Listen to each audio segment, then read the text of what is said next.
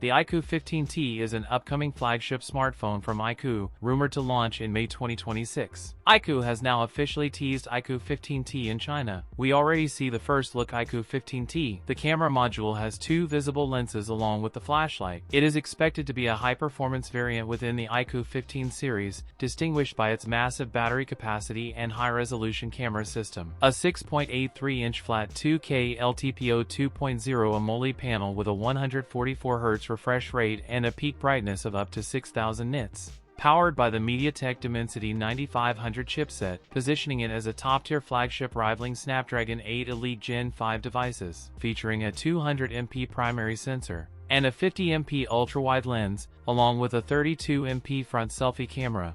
A standout 8,000 mAh silicon carbon battery, which would be the largest in the iQOO 15 lineup, supported by 80W fast charge. That's it for today's video. If you enjoyed it, don't forget to like, comment, and subscribe for more content. Thanks for watching, and I'll see you in the next one.